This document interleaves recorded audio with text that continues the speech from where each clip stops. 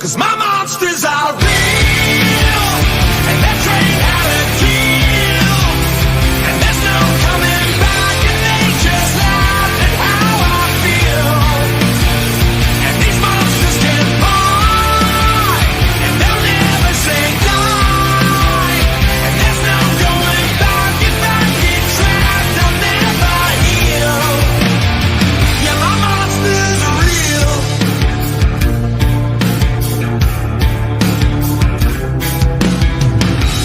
Good for you, you hurt everybody. Good for you, you hurt everyone. Good for you. Hello, everyone, and welcome to the Minnesota Spiritcast Season 2, Episode 5.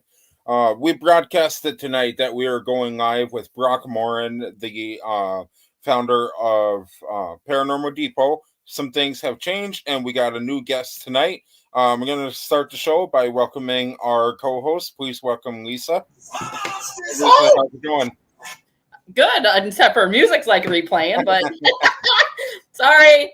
No, that's fine. That's fine. So, I had to listen to music again, Marcus, because it's an awesome song. it's awesome. It's a great song. Listen to the whole song. It's a great song, and I think it goes well with this type of podcast.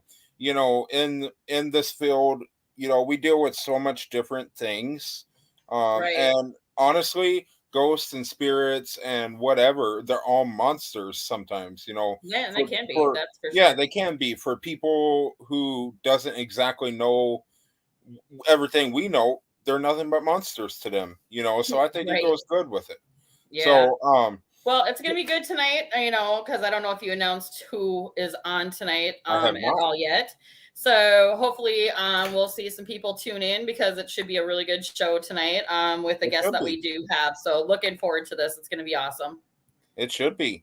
All right, everybody, please welcome our newest member of Minnesota Spirit Hunters, Kara. Hello, Kara. How's it going? Hello. Hi, How are Kara. you Do you want to tonight? tell everybody a little bit about yourself? Ah, come on.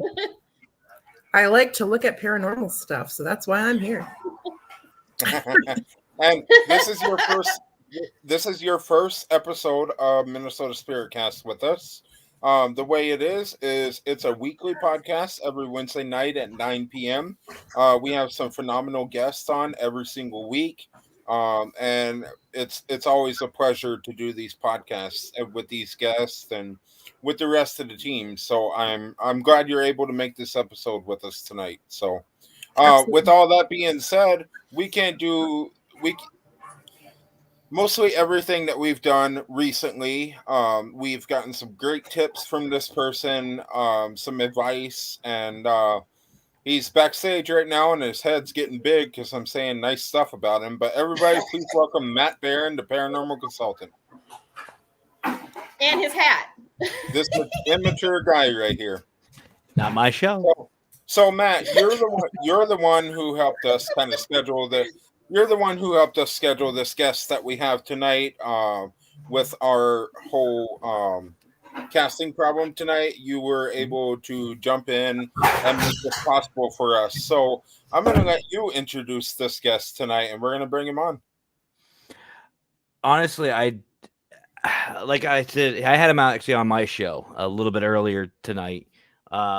He honestly needs no introduction. The man, I don't care what he says. I know he's going to hate me for this. This is the only thing that him and I have ever disagreed upon is whose honor it was to actually either him being on my show or me having him on.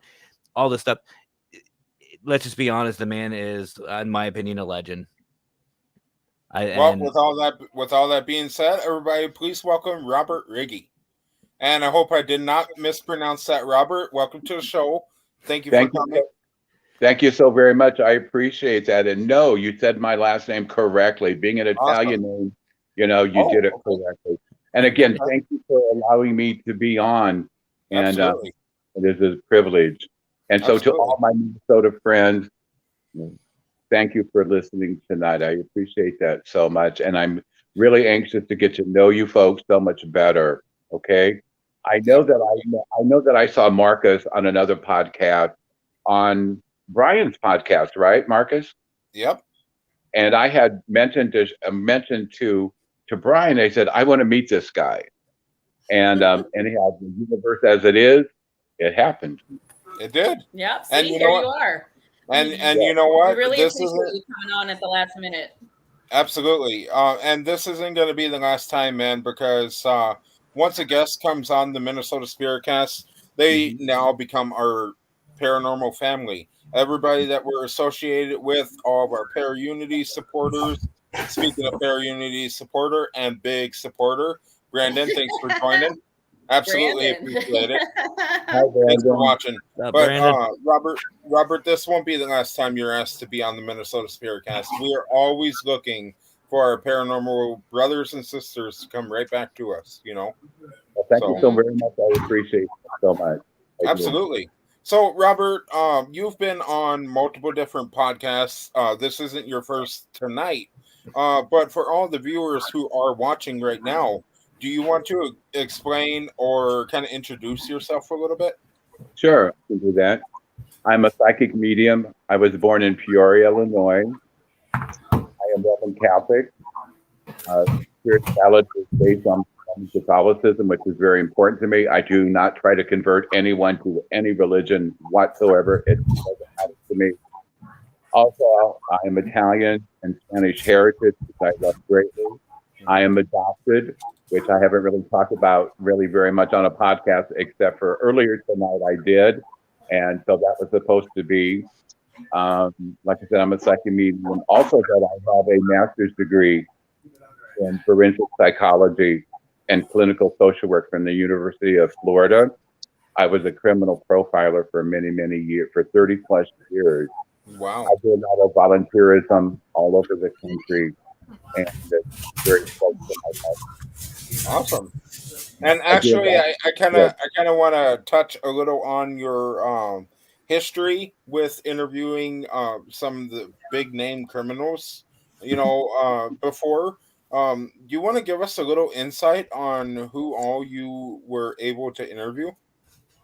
The only person that I got to interview personally was Ted Bundy, and that was in 1980. Okay. Fine has always fascinated me. That's why I got into forensic psychology for it. Now, forensic psychology, when I first got in the field in 1980, we knew of DNA, of course, but we did not have tests for DNA. That didn't happen until 81, 82, and 83, and that was Chadwick Best. A lot of our brothers and sisters ended up in prison wrongly because the DNA was completely wrong. Right. And so I got to meet Ted Bundy. We can go into that later. But I also have written to Jeffrey Dahmer before he was murdered in prison. Also, I write to Scott Peterson, who killed his wife, Lacey, and their unborn child, Hunter. I write to him. Also, I write to the son of Sam. Okay. Oh, geez. And wow.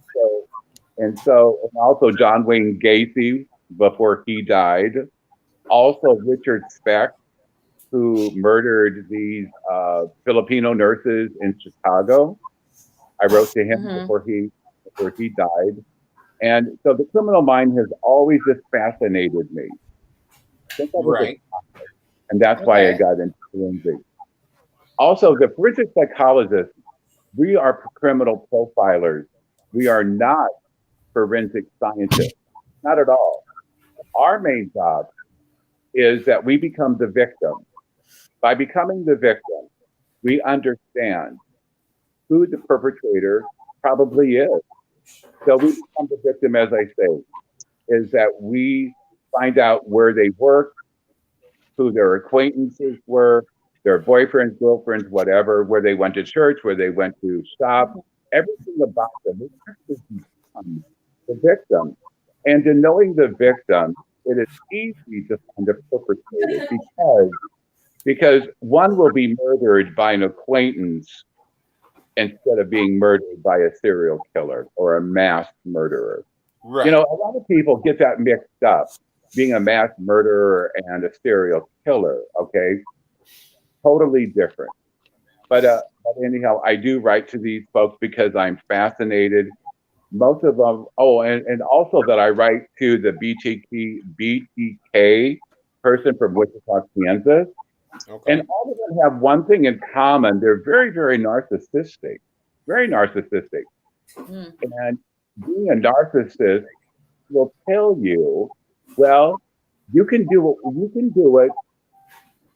And then, but then after the first time you murder somebody, the narcissism comes back and says, you did it. I told you you can do it, and you can do it again and again. Yep. Yeah. But narcissism will kick you in the ass later on because Mhm. people are sloppy and such like that. And so being a forensic psychologist and being a criminal profiler has always been very, very close to my heart, helping these individuals, going to the families, getting to know the families, becoming the victims. And let me tell you, my brothers and sisters who are listening to this, that when you get a call at 1:00 in the morning, and I was in South Beach after graduating from the University of Florida, I received my first job, and it was in Orlando, and then I was there for a year. It was way before Mickey Mouse almost. But anyhow, but I'm wearing this shirt. But Nice. Nice. anyhow, I like it. but anyhow, and so then I was promoted to South Beach, which is Miami area. And a lot of times we went undercover. I did, and because of different areas into voodoo and to murdering folks, and also into Santeria, going to the Spanish section. I am Spanish and I am Italian, so I speak both languages as well as French, Creole, and a little German, of course, English. And so I do a lot of things within the paranormal field. I mean, I have a list of things, and when people ask me for my bio, it's longer than a horror's dream. It really is. It really is. It's very, very long. And also, I must tell everybody that I'm gay. I'm very transparent in who I am. Mhm. That is just who I Yep, am. absolutely. Be true, You know?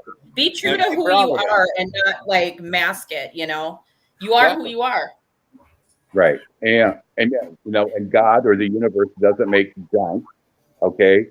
And so my story, my journey is my journey. Yet there are a lot of folks who are still in the paranormal closet, as I say. And I Mhm. know that Matt and I have talked about that, of where that people are afraid to come out of the closet because of being ridiculed. I know how it is. I know how it Right. is because when I came out when I was 4 years old in the paranormal closet, and I know how difficult. And that's what led me to mentor 15 children, in which I will call the children of the paranormal. Yeah. Okay. Also, I have been involved in 2 exorcisms that were sanctioned by the Catholic Archdiocese of Chicago, and we can go into that later. I'm with these children the very last moments of their lives in a hospice in Peoria, and everything that I do is for a specific reason. It's like the universe. I say God, but it's the universe that opens these doors to me. for a specific- Hello, Pizza Hut, may I help you? No, somebody's phone was Oh, somebody's should phone say was Domino's. Okay. Okay, I can't say sorry. that. Oh, but anyhow, so I do a lot of things within the field, and it's very, very important for me to do so. And so, Mm. if somebody can read what people are saying, if you want to, that is fine with me. Comments if you want to. Okay. So It looks like a couple people are talking to each other a little bit. yeah, but Oh, I do want to say welcome to Lurker. He's here to crash the stream and show us support and love. Also, be warned, he'll be lurking. Yep, that's what he He does. always is. That's what he Yep. does. Yeah, nothing wrong with that. Nothing wrong with that. Always keeps us on our toes. it does. It shows that Yep. paranormal and para-unity support, and even though when he types it out and puts eyeballs, it makes it creepy, but we appreciate that. So Mhm. Right? your ears are moving, Matt. What the hell? So I like to have fun when I do these podcasts. I know sometimes they get heavy in the things that I speak about, what I talk about my journey Mhm. within the spiritual field. But again, that laughter is really the music of our spirit. It really is. And at this very moment in our country and in the universe, oh, that's cute, Matt. That we need a lot of laughter. That we need a lot of laughter. We need to see smiles. We need to take the mask off. But here in the state of Mhm. Illinois, mandated by, we call him Governor Flapjack because he weighs like 400 pounds. But anyhow, Governor Flapjack has mandated that everyone wear a mask. I refuse to. The Right. government has been too frickin' intrusive into our lives. Yeah. Okay. Right. And, Mhm.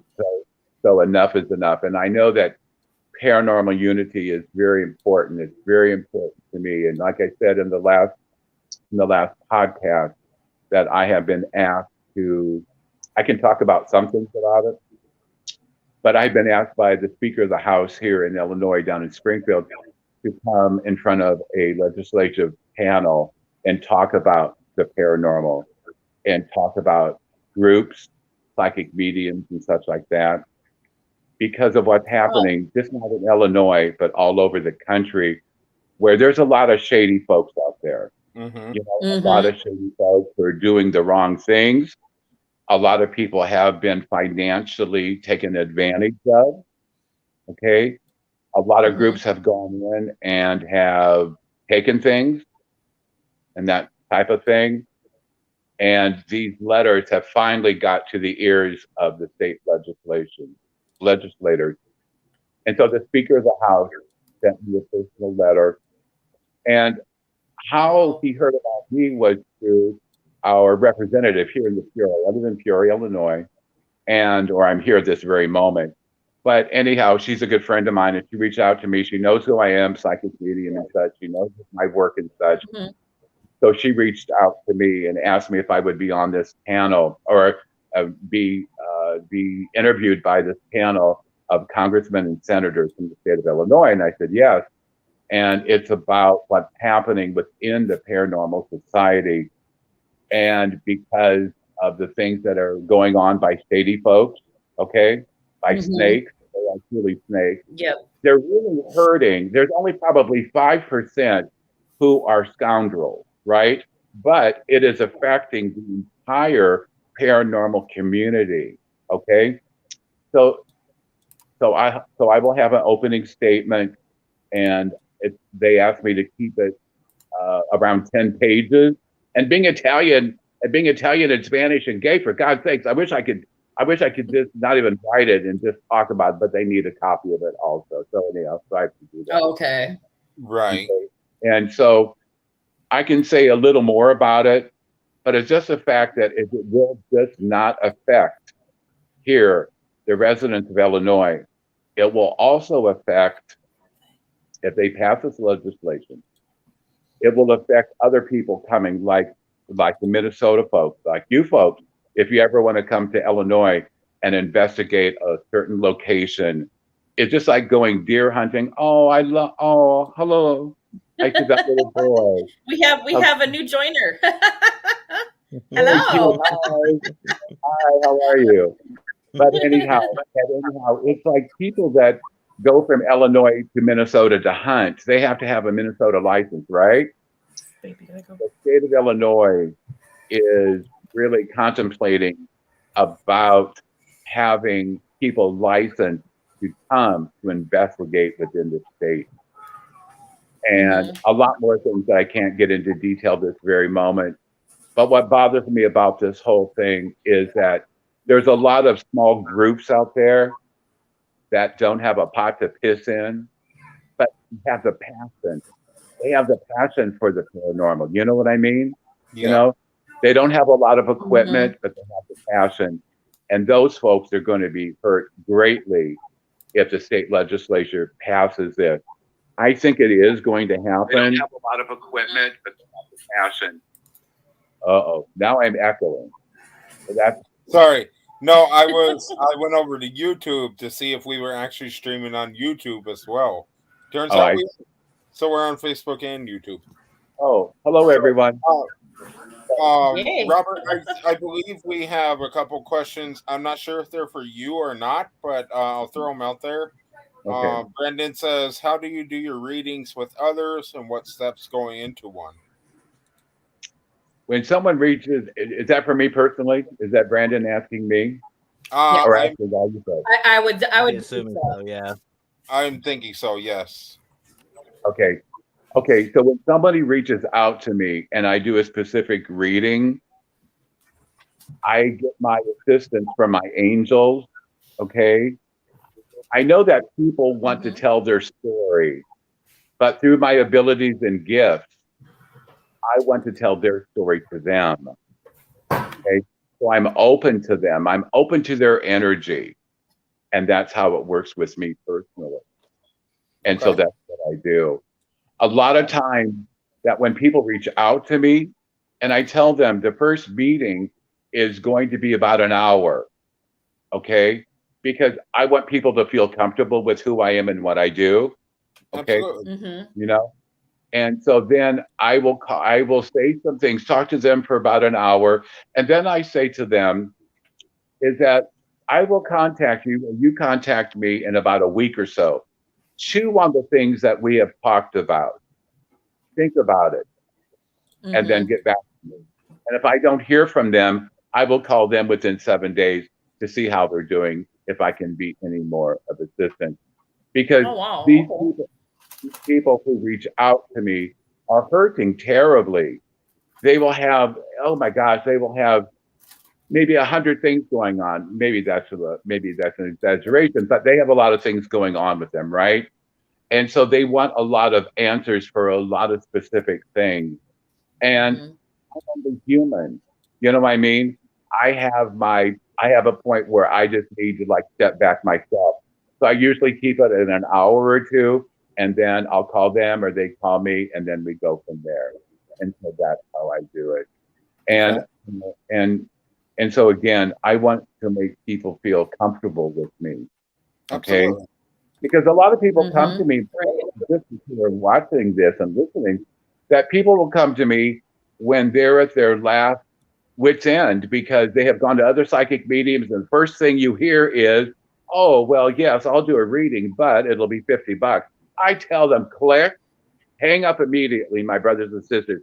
That is the first damn thing that comes out of their mouth. Is that it's true. $50, you know? And so a lot of people are taken advantage of. And there's a lot of scammers out there that people know when somebody's hurting terribly and reach out to a psychic medium, they will use that against a person who needs assistance. And that just pisses me off because it gives everyone else a bad name. You know what I mean? Okay? Yep. So I'm very open.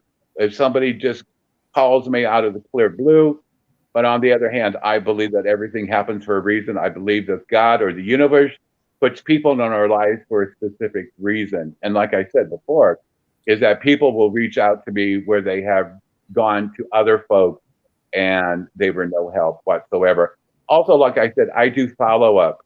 And that stems from having my own private practice as being a forensic psychologist. Because you do have follow-up. You do follow the person. And like the children of the paranormal, God bless these children, 15 of them that I'm assisting and mentoring.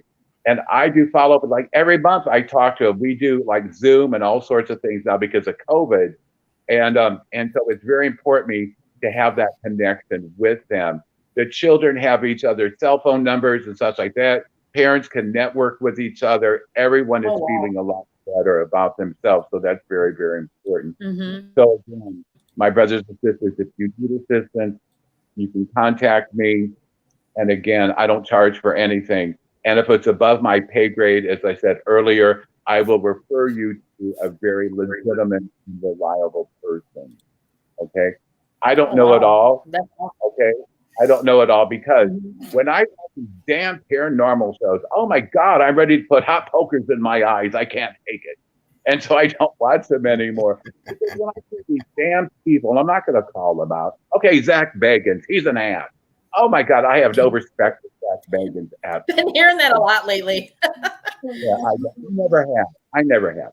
But anyhow, when somebody says, like, when they're talking and underneath their name, it will say paranormal expert. Bullshit.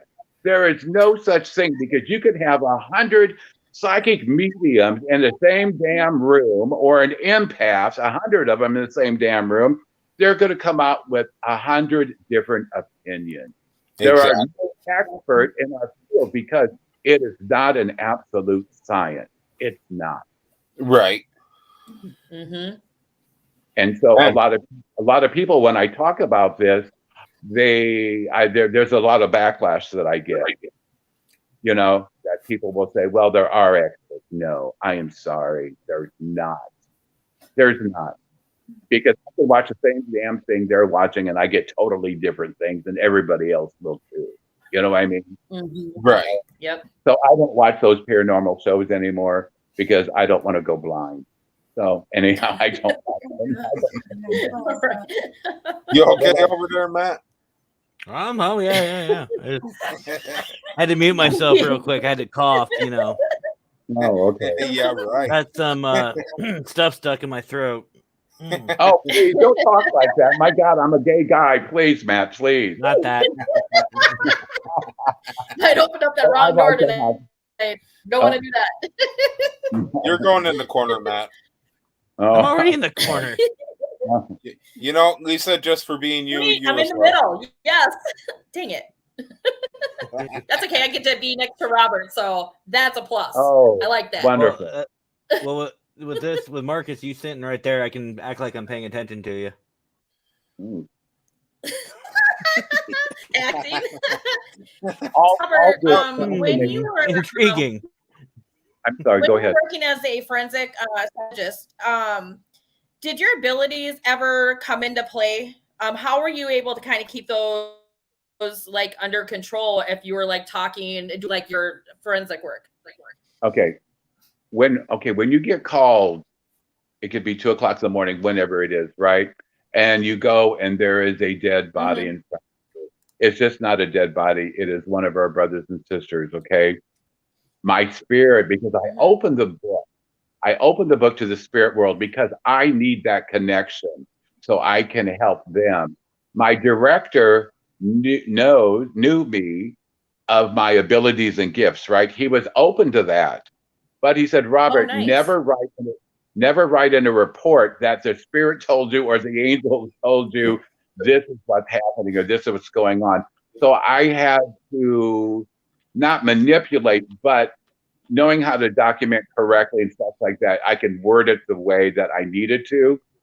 And so a lot of the times that my angels, my abilities help to find the perpetrator. But again, it's a lot of legwork too.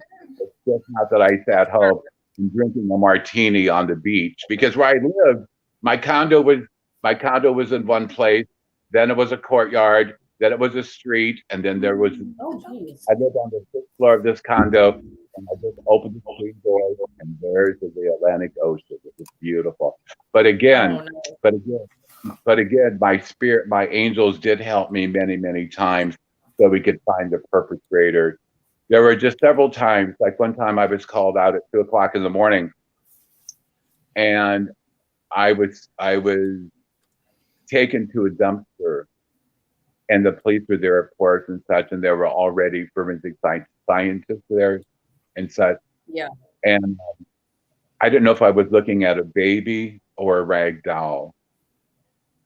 And wow, when you look at a child, it's hard. And see how this child suffered before this child passed. Mm-hmm. It does take its toll because I'm human. Yeah. You know what I mean? And so I learned after, like, I would go back home after like hours, many, many hours. And I believe in interior prayer. And so just to center myself, remember who I am and what I'm doing and how God has given me these abilities to help our brothers and sisters who have been murdered and help their families, especially, to come to some resolution. Mm-hmm. Mm-hmm. And what I do Yep. also is that the families, because I go in, and back then during Miami Vice, I don't know if you guys are old enough to remember Miami Vice at all. Miami Vice. I used to watch it all the time. Okay. Hi, Glenn. Okay. And during that time in the 80s, everyone wore pastels, and we wore khakis and boat shoes and all that stuff, right? We were not policemen at that time. None of us were whatsoever.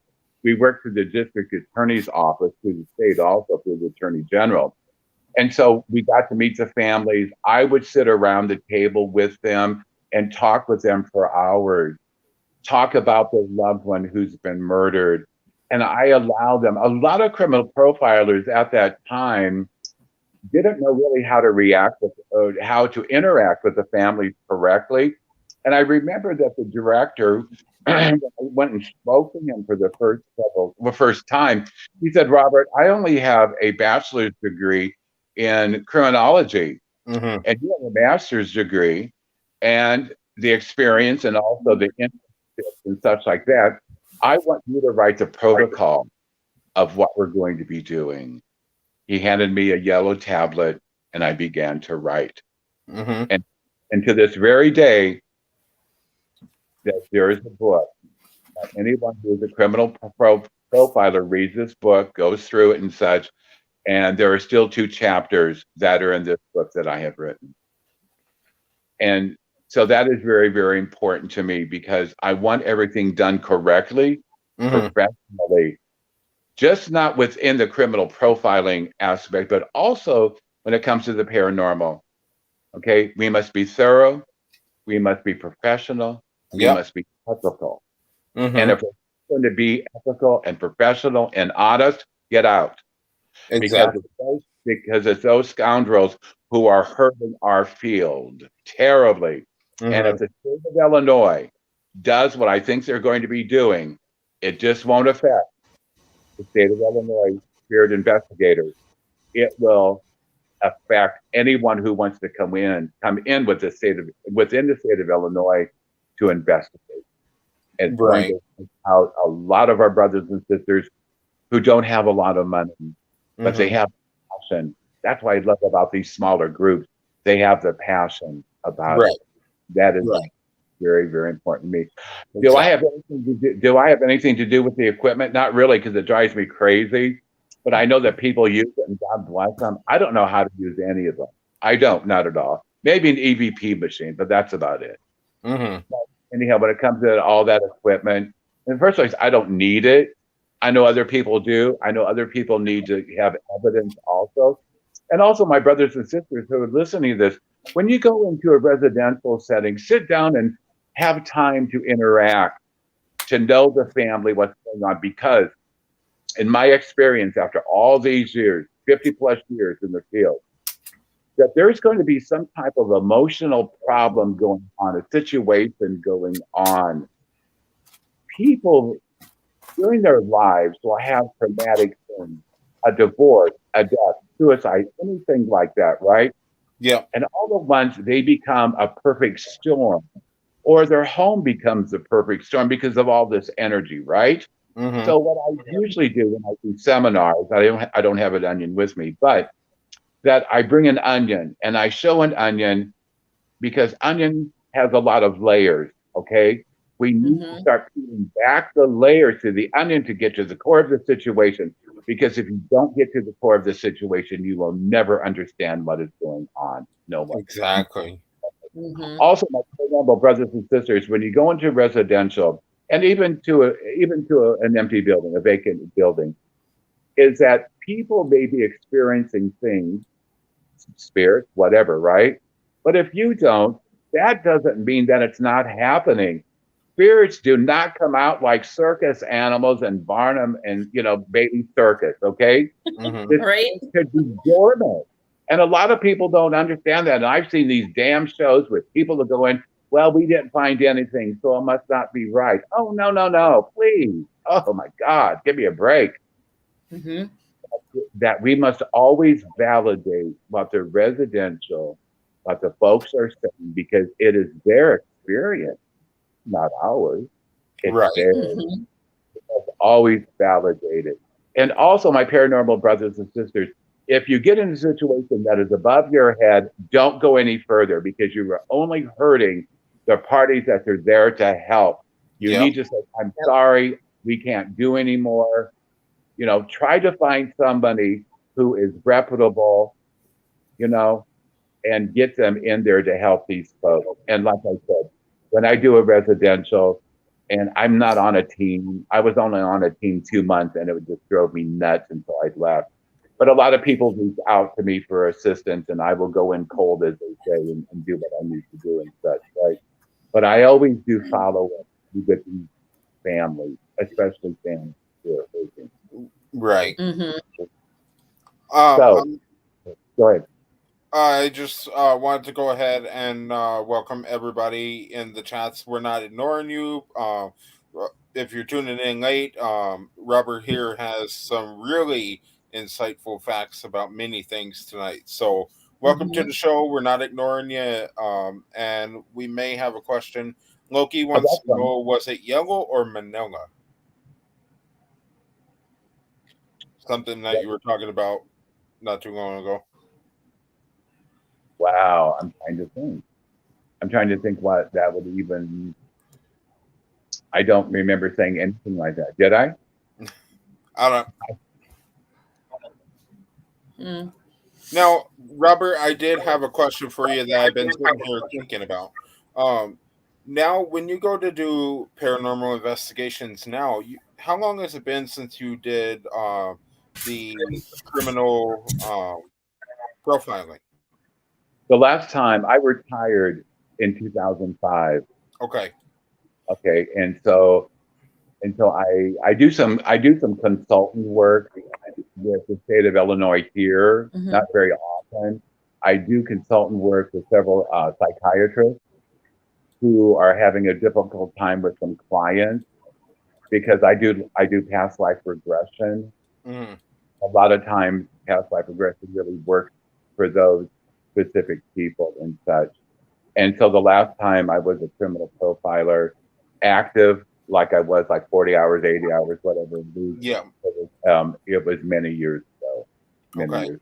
Now, my question to you is when you go to do an investigation now, does the stuff that you know from criminal profiling kind of help determine evil spirits and what kind of spirits they are and how they were murdered and that type of stuff?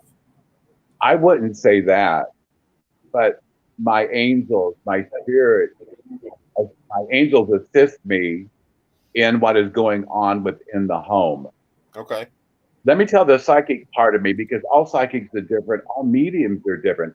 I know some mediums do tarot cards. Hell, I can't even play old maid, and so I don't even mess with them tarot cards, because I don't Right. even understand them. Okay, so psychically, okay, Marcus, I see you, and above I see little blocks of, like, kids blocks, okay, and they have the letters on them, the alphabet, right? So I know that you're alive because I'm speaking to you, okay?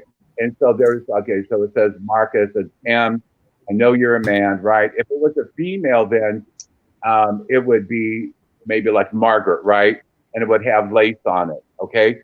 If the Okay. Mhm. person then comes in and the spirit comes in, and then if the spirit is alive, if it's a woman, the block will have lace on it. Hmm. If it's a man, Okay. it won't. If Interesting. the person is deceased, the block will be laying on its side. So psychically, that's what I see. Oh. Oh, okay. That's How I cool. do it. Okay. Every psychic is different, and I understand that. But for me personally, oh my God, my first experience, like I said, was 4 years old. But the blocks came into my life probably when I was in 6th grade. That's how I began to psychically see things and stuff like that. So Mhm. when it comes to the residential, that, yes, I like to go in cold. I don't want to know any, not at all. Okay. Mhm. I go in cold. I walk around, do all sorts of things. I'm usually led by my spirit to go into a specific room and say, this is who's looking at you. This is what I'm sensing and feeling. It is one particular room a lot of times. A lot of times it could be the bedroom, it could be the bathroom, it could be any place, right? Or it could be a basement. Basements who are not fully finished, when they have earth still showing and such like that, that is a conduit and a heartbeat. A lot of spirits like that. You know what I mean? They're down in that bed and all sorts of things. Or if they have a crawl space, I ask if I can go down, or sometimes I'm led into this crawl space and I will reach around inside and I will find something. It could be a picture, it could be anything. You know what I mean? And so that tells a lot of things also. Okay? And so the psychic part of me, is just one part of me. The mediumship, do the dead talk to me? Yes. Do I see them? Do I see them physically at times? Yes, I do. Very much so. We have spirits around us 24/7. And I tell a lot of spirit groups, you don't have to go in at night. At night, it just gives you that creepy side, right? The spirits are around us 24/7. I've experienced more during the daytime than I have at night. And I tell people who are fearful is that it's not overcoming the fear, it's understanding the fear. That's the most important thing.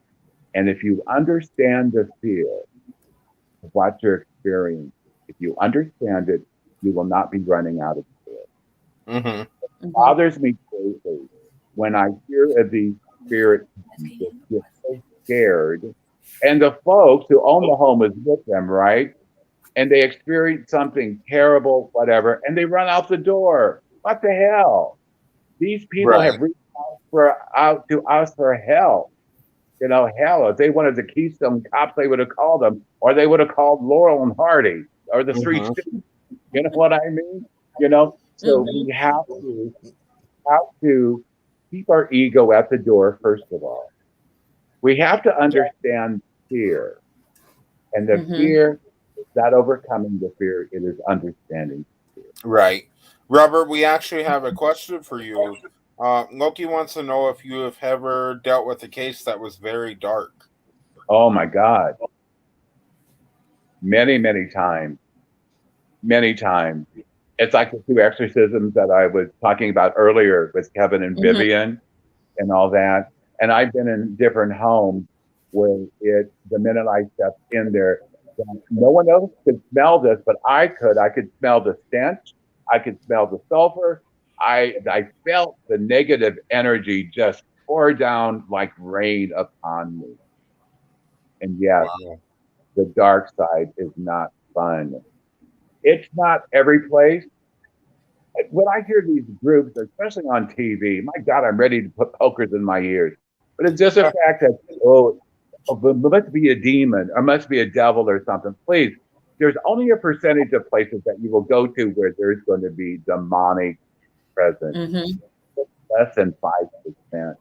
It really is. You know, it's usually, I don't like you poltergeist because it means many things to many people. I like to call them pesky spirits. Sometimes they just like to mess with you. They want to be known.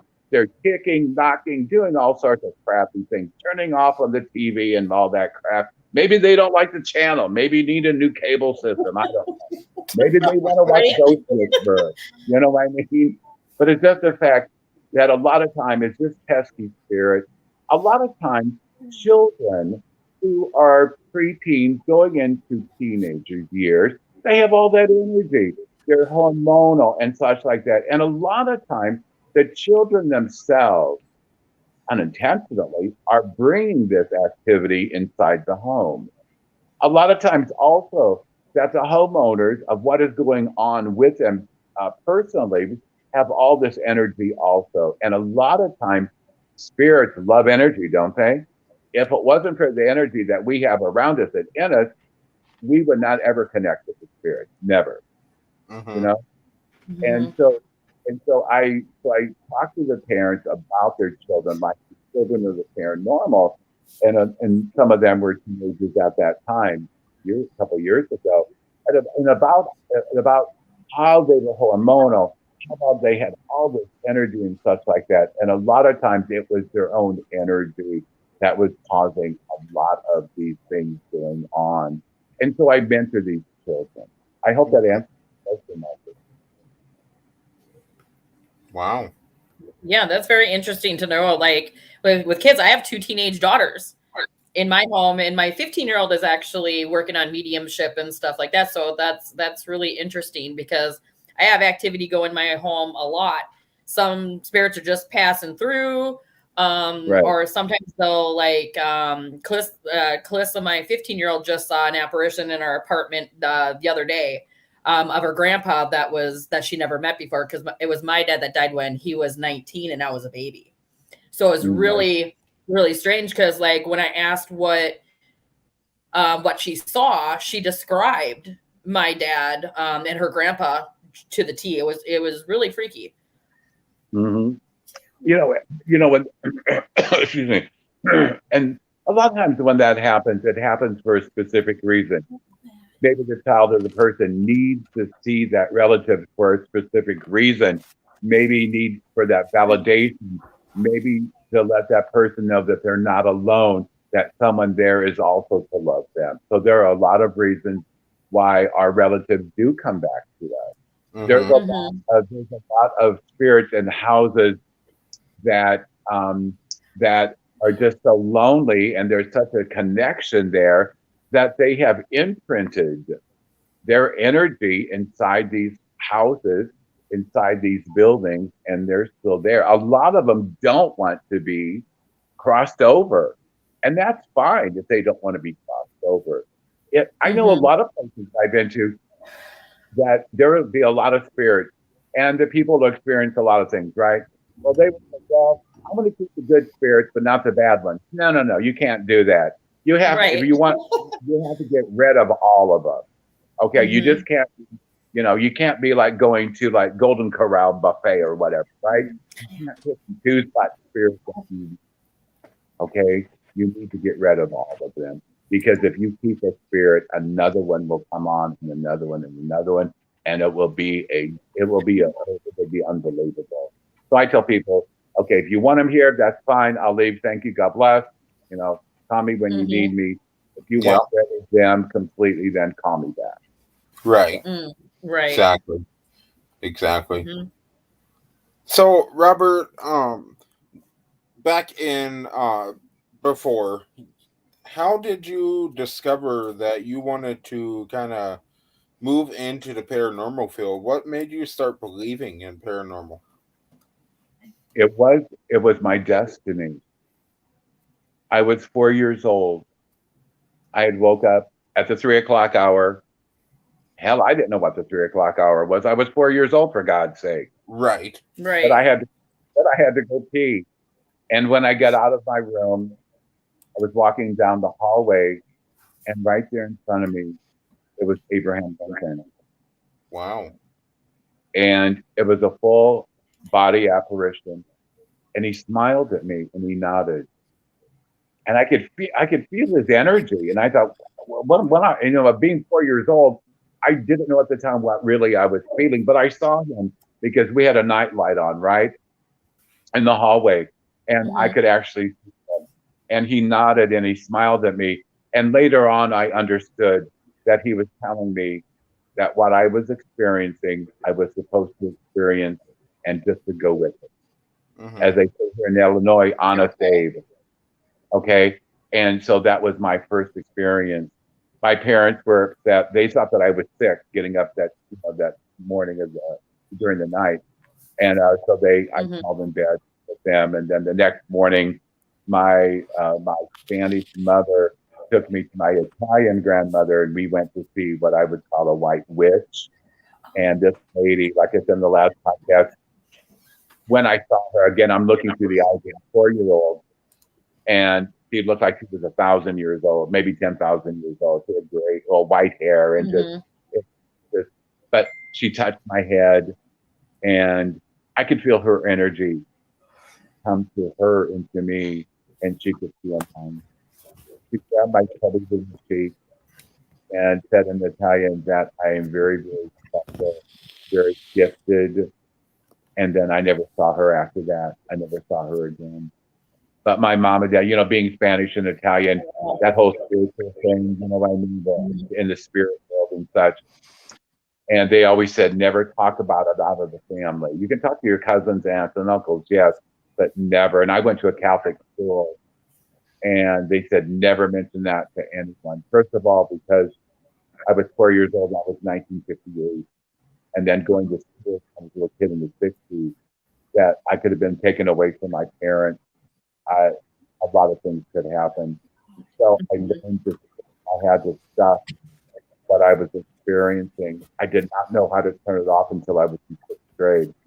And how I learned to turn it off, that I noticed, I must have this sister would say, okay, open your book. And it just clicked. Right. Open the book to the spirit world.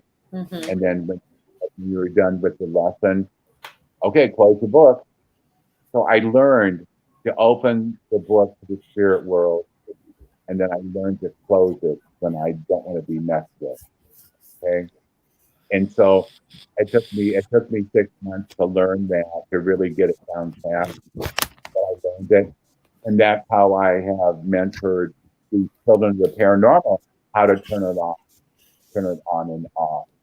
But sometimes when I go to Walmart, and God bless people who work at Walmart, oh my God, there are more psychic vampires there than Transylvania. Really, there are. The psychic vampires that are in Target, Walmart, any box store, Menards. Oh my Lord, please. It just overwhelms me. I cover myself up with white light.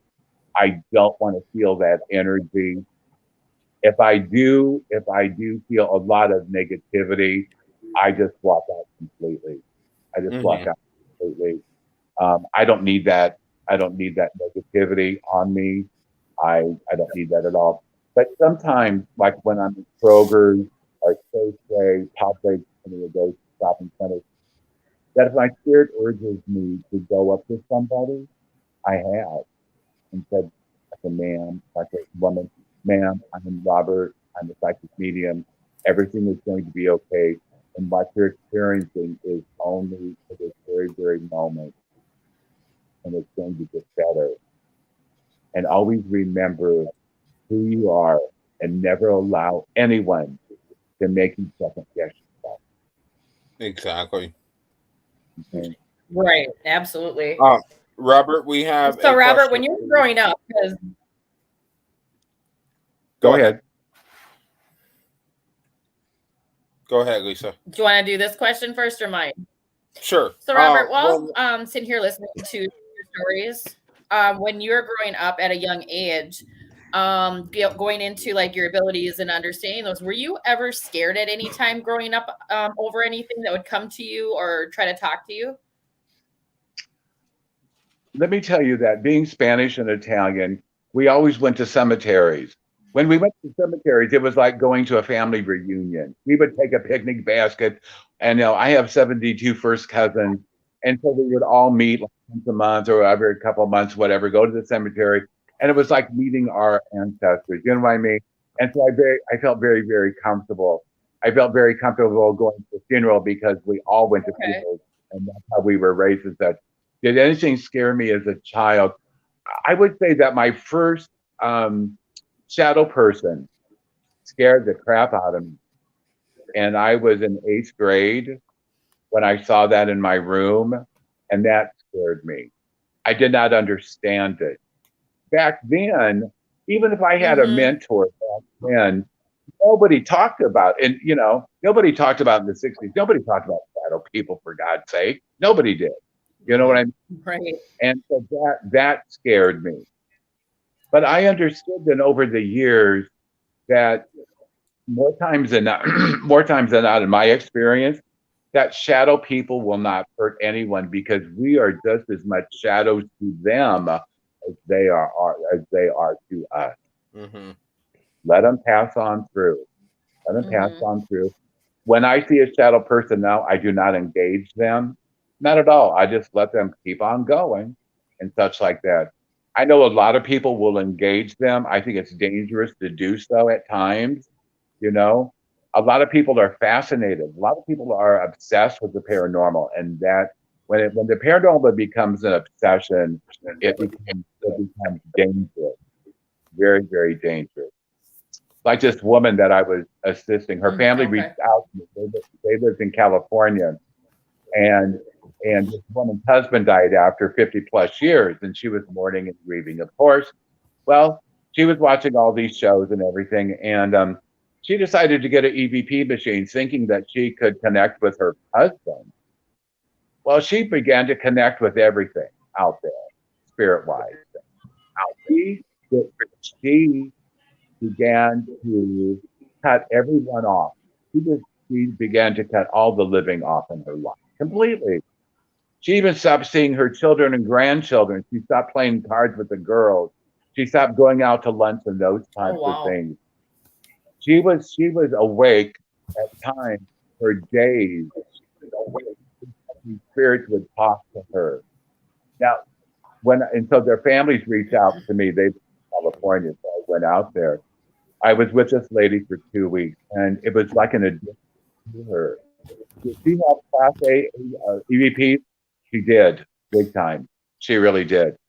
You know, you hear of like Class A's on on all the crappy shows and everything, but this lady did. And but to break this lady of this obsession, or to teach her that we are alive, we need to be around other physically live people, get on with our lives and stuff like that. And what helped also is that I had her destroy her EVP machine, and that was like breaking the chain. And she started to again interact with her family. She began to go out into the world, begin playing cards. God rest her soul. Now she is passed. But let me tell you that she was so obsessed with the machine and the spirit. But now she's in heaven, and she had many, many more wonderful, wonderful years with her children and grandchildren and her family. Awesome. So I hope that answers the question. So, one of our viewers has. Thank you. You're welcome. One ahead, of our Mark. viewers has a question for you. When one dies, do they have to come back through the point of place that they died? Example, my mom died in the house. Does she come back through that point in the house? A spirit doesn't have to. A spirit doesn't have to at all. You can see this. You can see these spirits anywhere. You know what I mean? Granted, her that energy is still going to be there. Okay, but in my experience, only in my experience, you can ask other psychic mediums, and they will disagree with me or agree with me. Okay, but in my experience, it doesn't have to be in a specific place in this. Awesome. And that's actually good to know, because that has been a curiosity thing for me a few different times, so I'm glad that was asked. Thank you, Loki, for that. Trying to hide this comment here, but my computer is acting up for some reason. So there we go. Awesome. So Go ahead, Marcus. Go ahead. So I want to ask you, what are a few some exciting places that you've gotten the honor to investigate? Let me see. I was at the Valeska Axe Murder House in Iowa in September. I was with 3 of my friends who were skeptics, and we had a ball there. They really enjoyed themselves. We experienced some things. We slept in the beds in which the children were living in, and just sleeping in that room and experiencing what they experienced. It was quite remarkable. Yeah. I don't go into a lot of places. Like I've been to Waverly Hills, which broke my heart, and those types of places. it just doing the internship of being in state hospitals and stuff like that, knowing what our poor brothers and sisters went through. And a lot of times I tell groups, or I encourage groups to always remember that when you go into any place, like an asylum, state hospital, anything like that, that these people were forced to be there.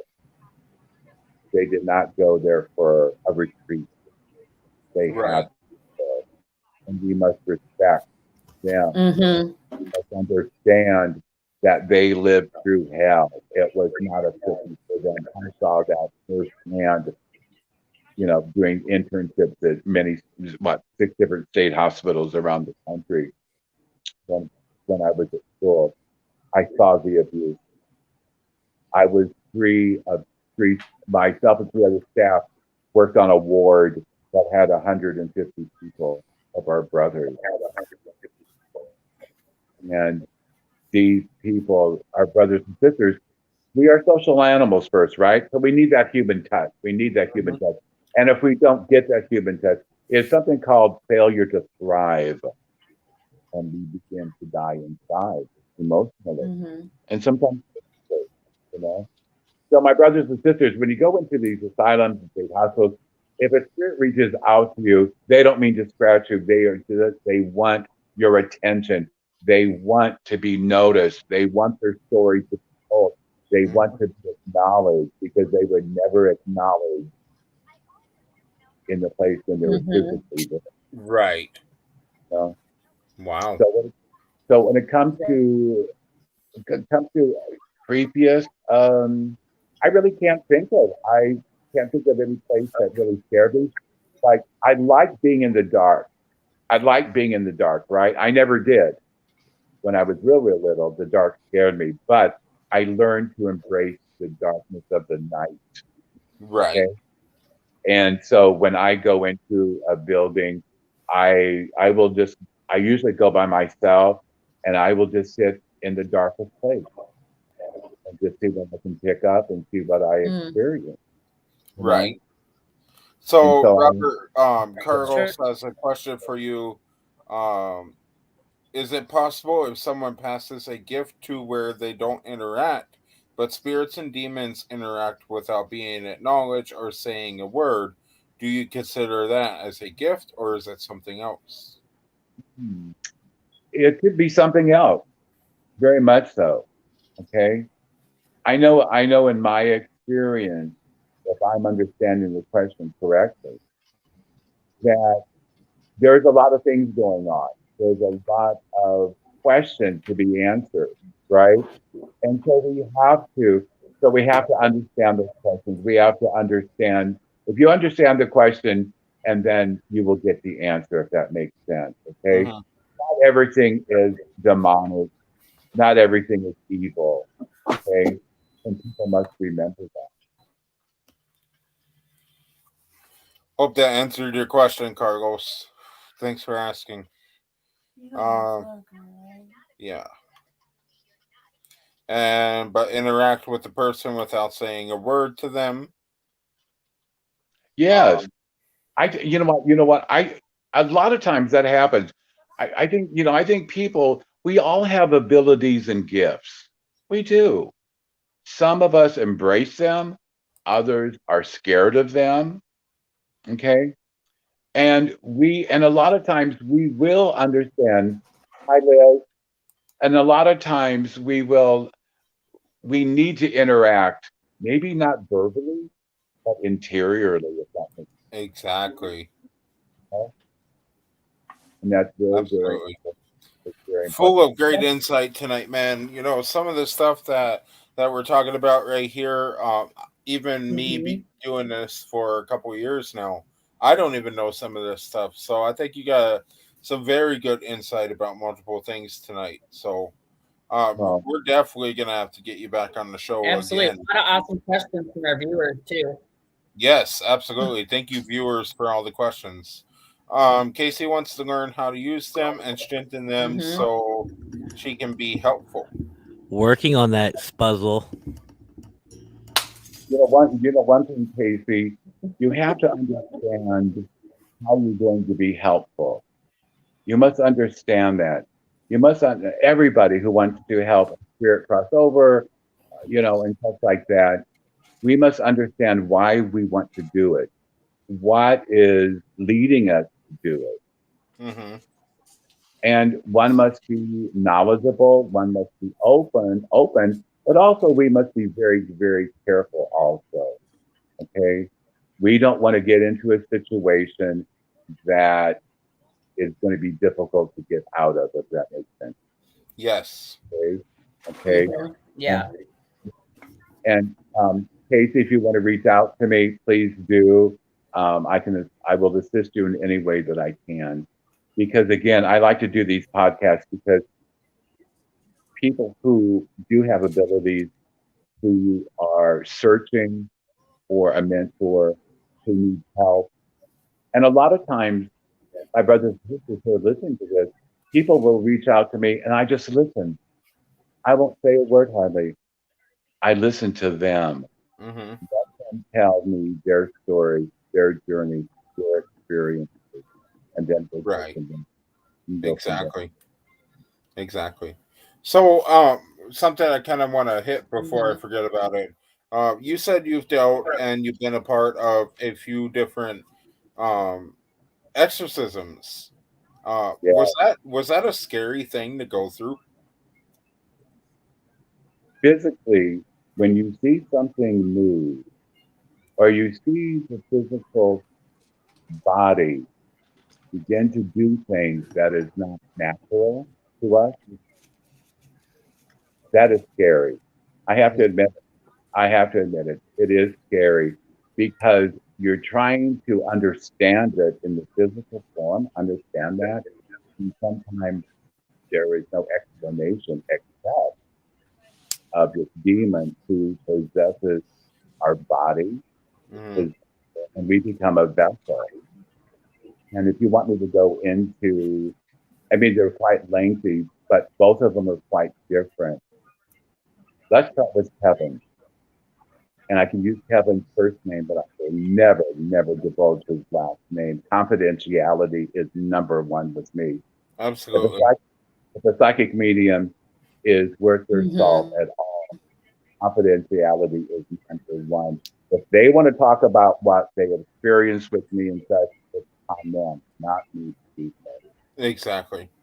And how Kevin had heard about me was that Kevin lived in a town of Colchester, which is about 4 hours south and west of me, very close to the Mississippi River.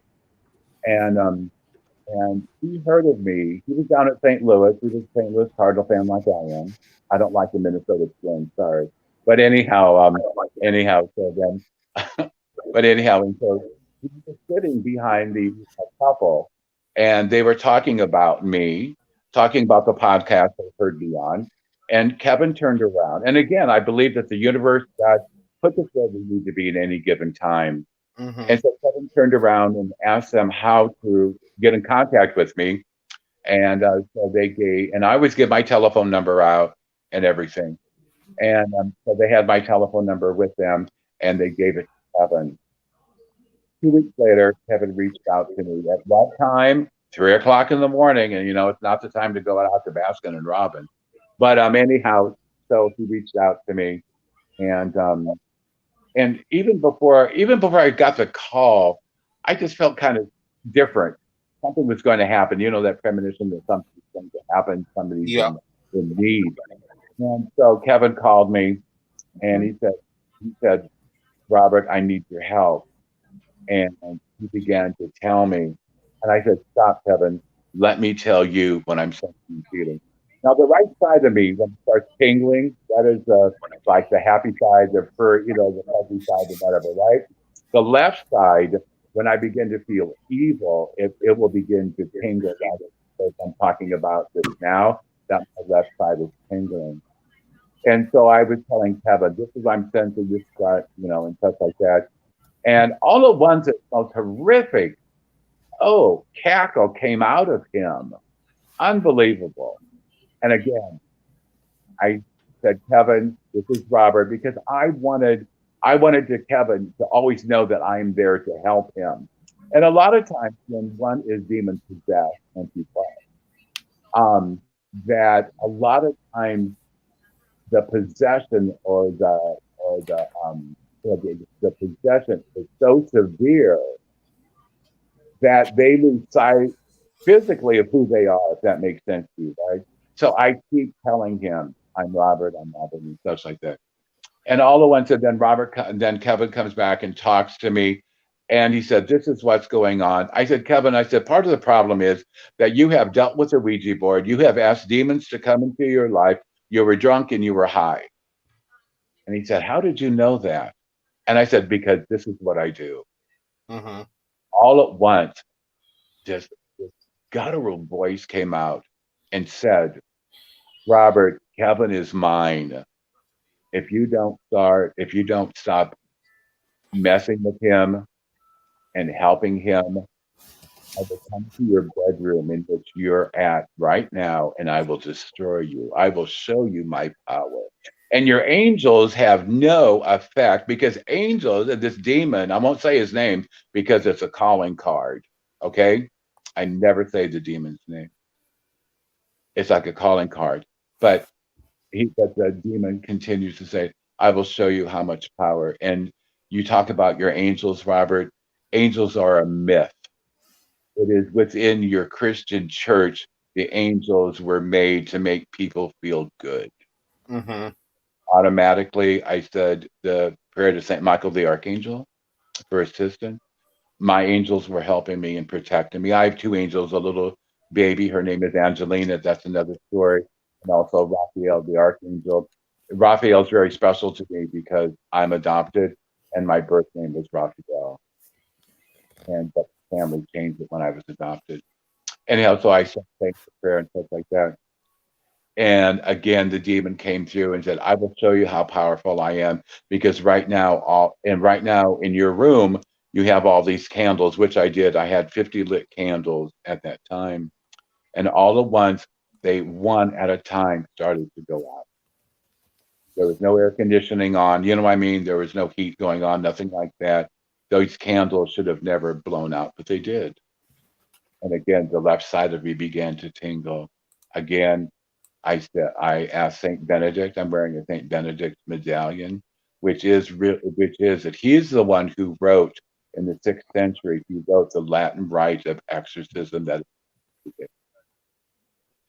And so all at once, Kevin started to cry. I said, Kevin, you need to help. And then the demon came out and said, Father, you don't believe in who I am, so I'm going to tell you things that nobody else knows. And that is a hallmark which within the Catholic Church, that if the demon can tell you secrets that nobody else knows, well, this demon started to unload the things that I had done in my past. And the demon was correct. So, Right. and all at once, my room filled with stench, filled with sulfur, filled with rotten flesh, those types of things. Kevin started to scream that he saw blood. I saw blood psychically too. He thought the blood was coming from him, but it wasn't. Okay. The demons just don't mess physically with you. They also will mess with you emotionally. Okay. They will also get into your dreams, all sorts of things. Okay. And so Kevin goes, Robert, please come and help me. I said, Kevin, and now then it was like 4:30 in the morning. The phone went dead. We tried to get back and forth to each other. Finally, we did. And I told Kevin, I said, and my brothers and sisters, please, if you get a call during the middle of the night, don't go by yourself. It is not safe to do so. Please don't. I told Kevin that I would be there in the morning after talking to a Monsignor, to a senior priest. And every Catholic diocese in the United States has a Monsignor or a senior priest that knows something about the paranormal. Every diocese in the country has to have someone that does. And the priest or Monsignor, and the Monsignor or senior priest knows very little. The priest then will refer you to someone that does. So that morning, I called my friend Monsignor here in Peoria, told him what was going on. He said, we need to get there immediately. And so we left at 9 o'clock in the morning. And so I called Kevin and told Kevin that we would be there 4 hours later, and we were. But trying to get to Kevin and trying to help him was not easy whatsoever. Monsignor had a brand new car, but it overheated, flat tire, you name it, everything happened because the demon did not want us to help Kevin. Finally, we got to Kevin's house, and to see Kevin in the shape that he was in physically and emotionally, he was in bad shape. He really was. Again, that we taped everything. We asked Kevin's permission to bring a tape recorder. We videotaped it and everything. And he had to sign papers and such to protect us as well as to protect Kevin also, right? At any given time, Kevin could have said, Robert, I want you guys to get out, and we would have bowed out politely and we would have left. Okay? And so, but Kevin, what we experienced in front of Kevin was incredible. We saw Kevin's body move like no physical, like nobody should be able to do that. Did his head spin around like Reagan in The Exorcist? No, it did not. But the way he contorted his arms, the way he got on the floor and was like a snake, that was incredible. And so the Monsignor brought holy water, brought a crucifix of course and such like that. And Father first put just plain water on him, and it did nothing. And all at once, his throat got real thick, and he began to cackle. Unbelievable. And so then he got the real holy water and put on him. Also put a crucifix on his forehead, and you could see the indentation appearing in his forehead. Things began to move around in his house. The windows began and stuff like that. And when you experience that and you think, okay, there's no earthquake going on, you know what I mean? You try to justify it. Okay, how can this be happening, right? And then you realize that there is the spirit itself inside the heaven. We were there for about 5 hours. And so then we went and told Kevin that we would help him. And then we went back to Peoria. We went to the chancellor's office, which is where the bishop lives, chancellor and such. And we gave him the evidence. He looked at it, didn't take him very long. And then it was sent to the Archbishop. It was approved. And that took 24 hours. 24 hours later, the cardinal said yes. And so the cardinal of Chicago arranged for us to go to Loyola Medical Center and University in Maywood, Illinois, the suburb of Chicago. Kevin and I and Monsignor went then days later. We went to Maywood. We went to University of Loyola Hospital. And Kevin went through these battery of tests, psychological as well as physical. And so he saw several psychiatrists, psychologists, and such like that. He had all the blood work, ECGs, MRIs, everything. Physically, he was okay.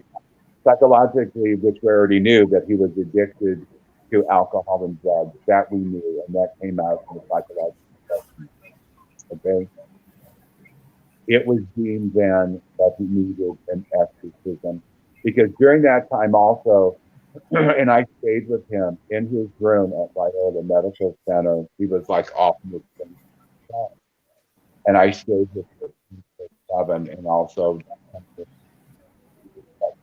the things that happened inside of him, things run off the wall, things that fly off the bed, the toilet would run, the telephone would ring and nobody was there, all sorts of things like that. Okay?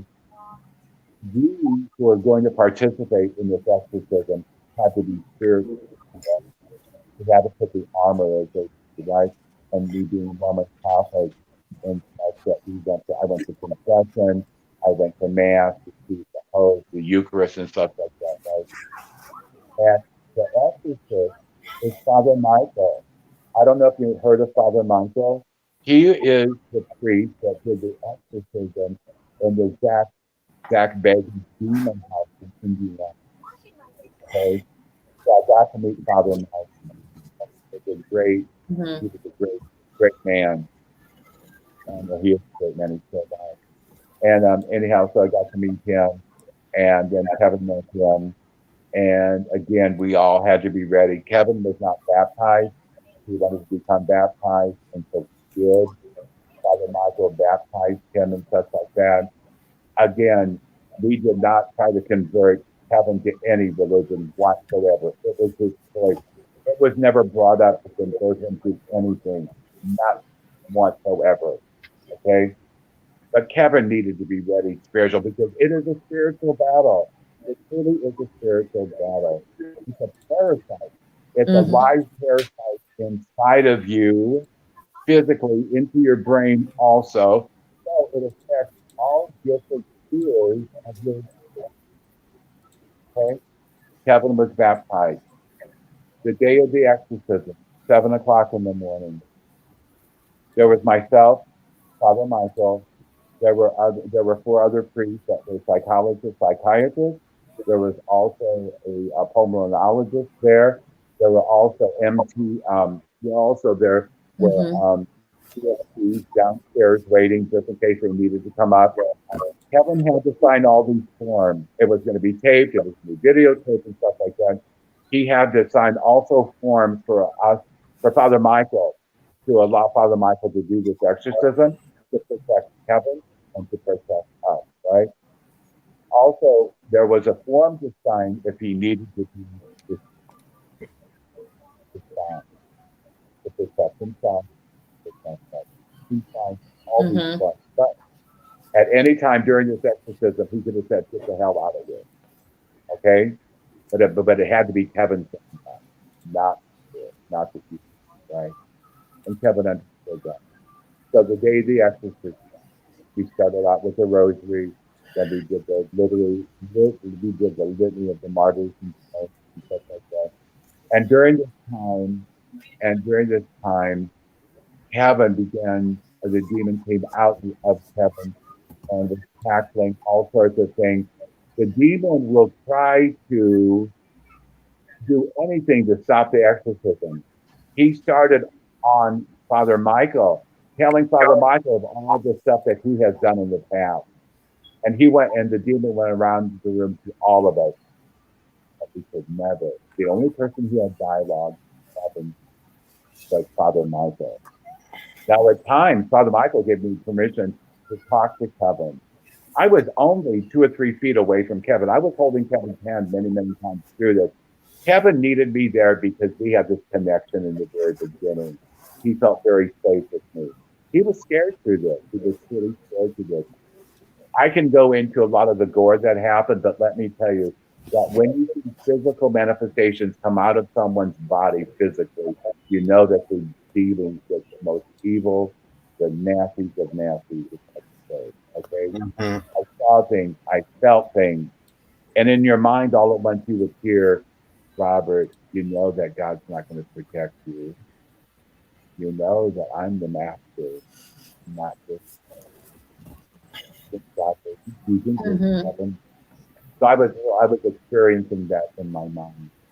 And the other priests and other seminarians in the room, they also experienced it. There was a time where Kevin's heart rate began to fluctuate. And so the medical doctor, who was a priest, was there. We stopped the exorcism briefly. Kevin needed to be hydrated. We gave him food. We gave him water. Nothing was taken from him at all whatsoever.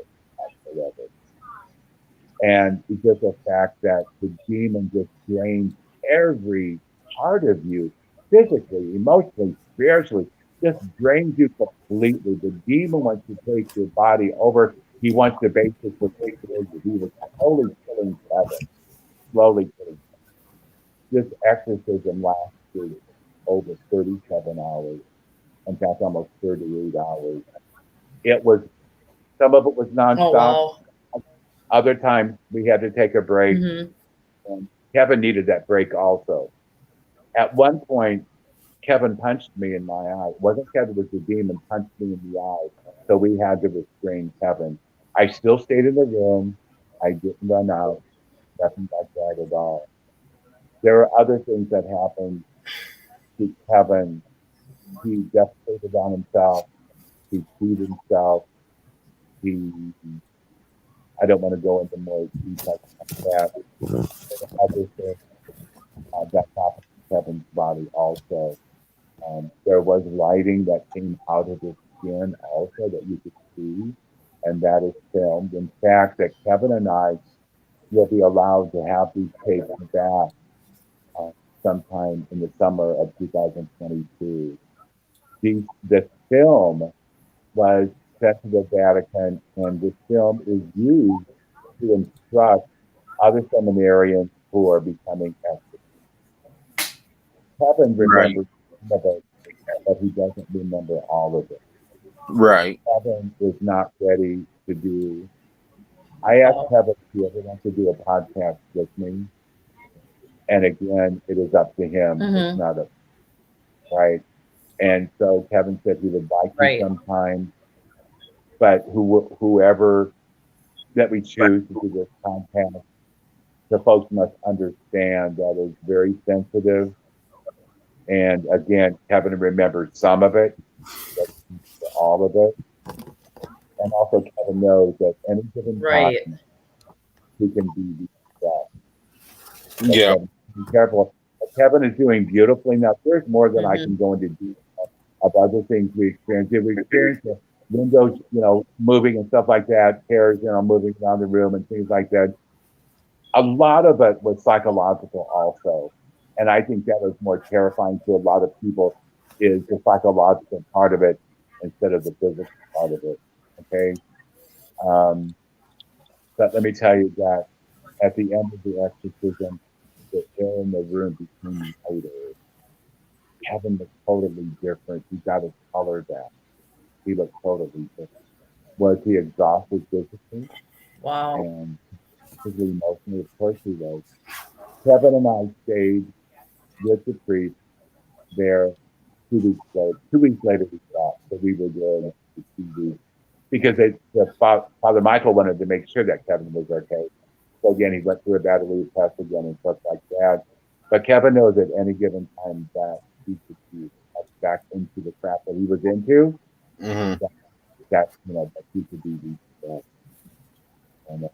And so just experiencing that, experiencing the evil one, and knowing how much power that the evil one has. Relevant. It is relevant. We'll never forget it. Now, and let me tell you that Kevin's doing beautifully now. He goes to a Bible church, and again, it's up to him to what church to go to, not mine. Okay, but anyhow, he married his girlfriend. They're doing beautifully together. He has a full-time job. He is a different person. Just by the grace of God, he is a different person. He had to do a lot of the work. That's amazing. He had to have the will. He had the will to get better, to get this thing out of him. Because at any given time, if you would have said, I would stay in that he would. Now, Vivian was totally different. Vivian lived in Pana, Illinois, which is in southern Illinois, which is about 6 hours from me. And again, Vivian was born and reared in a satanic home. She was ritually raped and impregnated when she was 9. Her family made her have an abortion at their home when she was 9. Again, she became impregnated when she was 13. She was ritually raped. Oh, that's so young. Wow. During these satanic rituals. And so Vivian's is totally different. What happened to Vivian also is that, especially with a females, they deal with trauma a lot different than what males do. Totally different. Females, most of them, will begin to stuff things that have happened to them. It's like Vivian's not being hurt, it's Amy. So she began, as they say, fracture. Personality began to fracture, right? She had 5 different personalities. Okay. So we had to Okay, yep. integrate all of them. We had to integrate all of them except the one that was possessed. I tell you, that was difficult. That's it. To integrate these 4 back into Vivian to make them whole. It took months and months and months. Vivian's exorcism is totally different. People would do that much.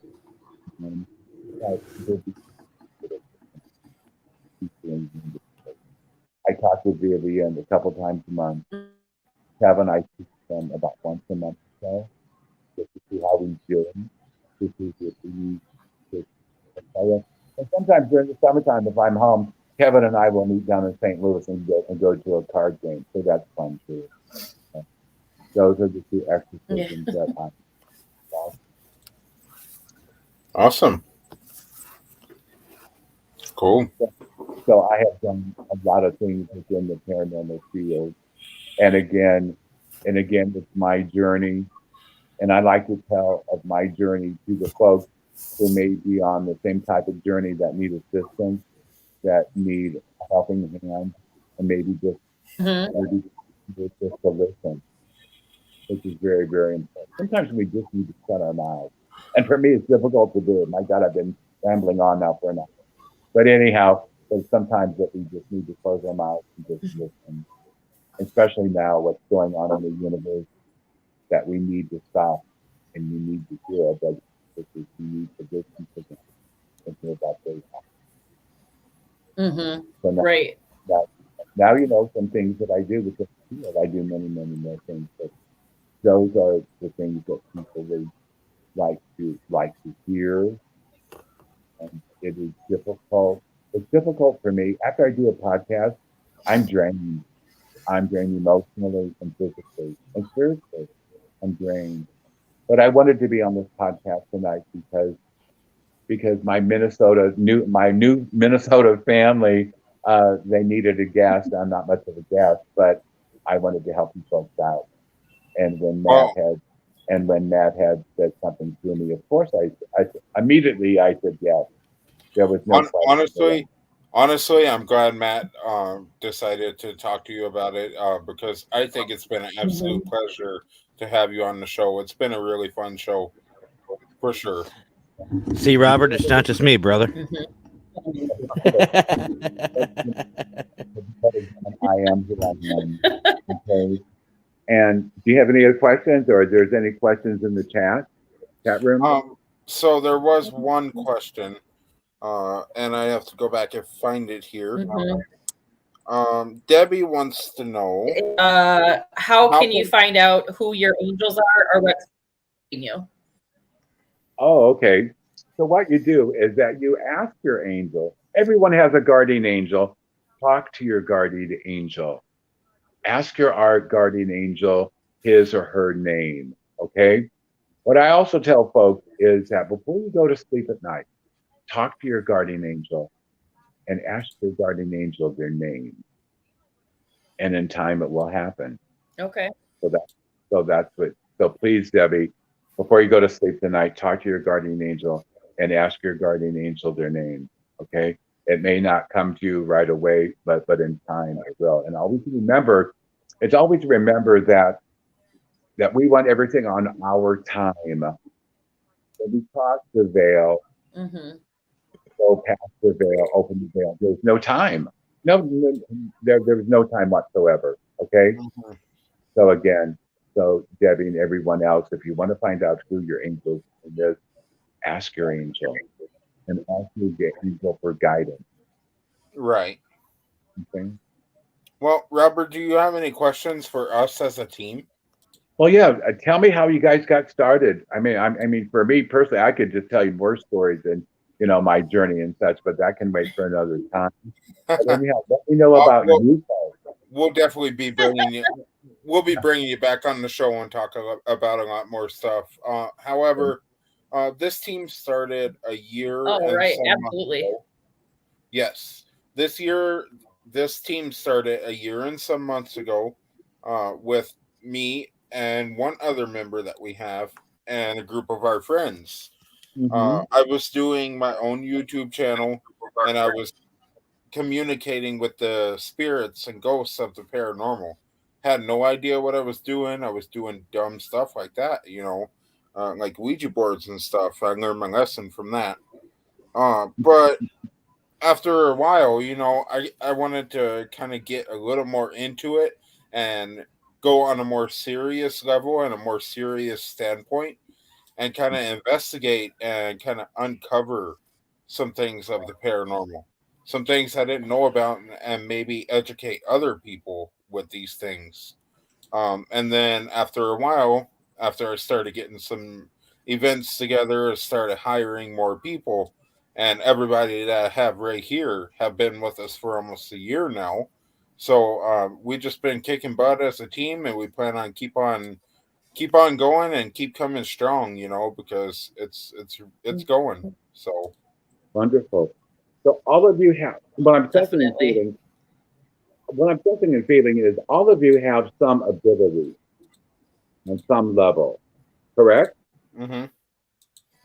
So can you explain to our listeners about your ability? So, it's been confirmed with one of our team mediums that I actually am medium myself. We were doing a photo shoot down in North Minneapolis, St. Paul, or something like that. And then we're walking by this building because it's time to go. It's super cold outside. We're going to leave, and then she's looking in this window, and then she says, "Marcus, come here." And she tells me, "What do you see in there?" And I told her I seen a figure. It looked like a man just standing there. Mhm. I wouldn't have thought it was a spirit or nothing because it looked just like a person. And she said, "Is it a man or a woman?" And I said, "Man." And she said, "What's he wearing?" And I say, "Tuxedo," and we keep going. And at the end, I asked her, "How many things did I get right?" And she said, "Every single thing that I answered was right." Before then, I had no idea that I could see spirits and communicate with them. Now I could barely drive by a cemetery without getting spoken to. So, Mhm. Oh, Yeah, I that's still remember that day you got pulled over, Marcus. right in front of the cemetery. Yep. I remember that one. That sucked. And we're actually doing an investigation at that cemetery this weekend. Oh, okay. Sounds So, Sweet. fun. Can't yeah. wait. So, yeah, me neither. But yeah, that's how we got started, and that's my ability. I'm sure other people have abilities. Lisa's working with Calissa, who has abilities. So, That's good. That's good. Hmm. That's good that we Yeah. all need a mentor. We all need someone who has already paved the way themselves. And so they understand fully what one goes through when it comes to learning about their own abilities. So we mhm, should embrace our abilities. We should embrace them instead of running away from them. Because by embracing our Hmm. abilities, we really find out who really we are, you know? and I can honestly say Right. this: we could take as many K2 meters and spirit boxes and SB7s or whatever we want to an investigation. In Uh-huh. the end, the bottom line is our minds and our abilities are probably the most strongest piece of equipment Amen. because Thank you. it is the most accurate piece of equipment because it's all coming from you, Hmm. So Very much so. And Kara, Well, and what's interesting is Carl, like go ahead, Lisa. I started as a kid. I started as a kid, like hearing and seeing things, and growing up kind of shut that out. And it started more and more. Recently, I went to a cemetery on October 31st, because my Oh, real dad died October 31st. And when I was the only one in the cemetery, And all of a sudden I could hear voices all around me, and I kept looking around and I was the only one there. And that was actually the first time as pretty much as an adult that it could actually years without equipment. Cause like I would stop and I'd look around and then I would just say, I'm just my dad. I'll come back and talk with you another day. But I could hear like 10, 15 voices all at one time. And that I have never experienced that. Even growing up as a child, I saw more shadow figures as a child. But hearing that on Halloween this year, it was crazy because I just looked around everywhere because I was like, where is that coming from? And it was like coming from the distance. And I was like, am I the only one here? And I was. So it didn't scare me or anything. It was just something as, oh my gosh, wow. Lisa, I have something to say. I'm going to do a short reading on you, if that's okay. If not, tell me now. Sure. Yeah, What I'm sensing that is just fine. Okay, Lisa, I won't go into a lot of detail, but there is baggage I see psychically around you. There's baggage around you, and that things have happened to all of us, right? But the baggage around you has a lot of moss and dirt on it.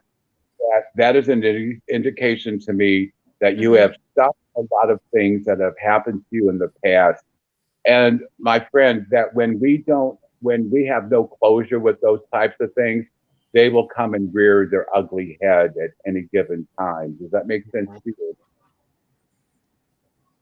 you? Yeah, it does. Mm-hmm. Okay. Yep.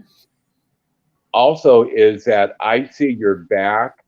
I see Swiss cheese, which means that you have been betrayed and stabbed in the back many, many times. Does that resonate with you? Yeah, since forever. Okay, hold on. A lot of things like that started when I was 16. Hold on, Lisa. Hold on. And also is that you hardly ever take time for yourself. That you need to do things for yourself. It's time to get off the back burner, as I've said before, and you need to think of yourself. Okay? Come to the front. Okay? Also, I see you in a room. I don't want to get real personal, but I can see you in a room with a lot of people that would treat you beautifully. But I see one loser there. And the loser is attracted to you. And you are to them for many reasons. Does that make sense to you? It's almost like what I'm sensing and feeling is that you are a caregiver. Okay? You want to help a lot of people. And in doing so, you have been hurt many, many times. Does that make sense to you? Yes. Okay. And then I'll stop at that. Okay. Yes, it does. It does completely. You're like right on with everything. And there's more that maybe we can talk another time. Okay, because I'm sensing and feeling other things. I don't want to get real specific. Okay. Yeah. So we'll just leave it at that. So if you want to reach out with me and we can talk sometime if you want to. Okay. Yeah, I will definitely. So we'll just leave it at that. Awesome. And when I get this overwhelming feeling that I need to say something, I do it because I don't want to have any regrets later thinking, oh Lord, I should have, or could have, and would have, because those words are just guilt words anyhow, right? And so my spirit urged me to say these things to you. There's a lot of other things that I'm sensing and feeling that are very, very personal with you that some people may know and may not know. And this is not the platform to talk about those specific things. Okay. Right. Yep. True. No, I'll definitely reach out to you. Thank you very much. Okay. Oh, you're welcome. That's why. And so like, I believe that the universe or God puts us where we need to be at any given time. Okay. And I think that once that we have spoken several times, I think that's going to help you. Also, what I'm sensing and feeling that past life regression would really help you greatly. Because sometimes what I'm sensing and feeling is that you feel like a fish out of water, kind of floundering, maybe not knowing what direction you should go into and such like that. And when Mhm. that happens here, and anybody else who experiences that, is that we begin to lose who we are. Okay. And past life regression really, really works beautifully with that. So I will help you in any way that you want me to help you. Okay. Yeah, I'll definitely. Yeah, I mean, yeah, everything you're saying. Yeah, absolutely. I will reach out to you so we can have a more conversation, not on here. Right. Right. Okay. And so now people know who I am. People know who I am and my abilities and such like that. And it's very important to me. I believe that the Creator, the universe, has created me to help our brothers and sisters within the paranormal field and out of the paranormal field. And so that's Right. I love myself more today than I did yesterday, and and truly more than 50 years ago, because I am the person that God has created to be this very moment. So I am who I am, and I will never Yep. deny. I will never deny who I am and my gifts and my abilities. So now you folks know who I am. Absolutely. Absolutely. That's crazy because yeah, definitely I'll be reaching out to you because that's yeah. Okay. Okay. Well, like I said, I don't want to get too personal because there are things. Yeah. Anyhow, we'll just leave it at that. Okay. We'll move on. But anyhow, Yeah. I know about the physical things, so yes. okay. And so I understand, but when people have gifts and abilities, and when your spirit just urges you so badly that you must say something, we must say it at that given time, but we must be very, very careful in how we say it, especially when there's other people involved who are listening this or in the podcast. You know what I mean? So we have to be Mhm. very, very compassionate compassionate of the other people's feelings. Right. Yeah. Exactly. Okay. All right, guys. Well, I want to take an opportunity for our viewers to ask Robert any questions that you have. If you don't have any questions for him, I can recommend you to private message him if you need a reading or if you have a personal question that you don't want to display on here. Robert, it's been an absolute pleasure with you, man. We got to bring you back for sure because we talked about some interesting stuff, and I'm sure we haven't covered Mhm. everything. So, Right. And we'll have to get back to Bundy and to Jeffrey Dahmer. well, you know what, Robert? I'm going to get with you after the show, and we're going to schedule another podcast Yeah, with you. absolutely. Well, thank you so very much. Next time I'm up in Minnesota, I will stop by and say hey. How's that? Please. And being Italian, I'll make you guys an Italian meal, or I'll make you tamales. How's that? We're going to do more than that. We're going to go on an investigation while you're here. Nice. That's cool. That's cool. Absolutely. That's cool. I'm All looking right, forward to Robert. it. Well, I'm definitely hoping to get you back on the show for sure. However, Matt, I do appreciate you scheduling Robert to come on tonight. It's been an absolute pleasure. Hey, not a problem, guys. That's what I'm here for, right? Yeah, absolutely. Yes. And to the- My skin is and to crawling right remember- now. Robert, I'll be getting in touch with you really, really soon. Okay, thank you. So, Marcus, Yes. I got another gift for you guys. Uh-oh. I said on my channel on Thursday, I will tell everyone about my new merch. Go right ahead. Mhm. Close enough. Go right ahead. Hold on. I gotta share this. So Uh-oh. this is my Spreadshirt website. You don't need audio, okay?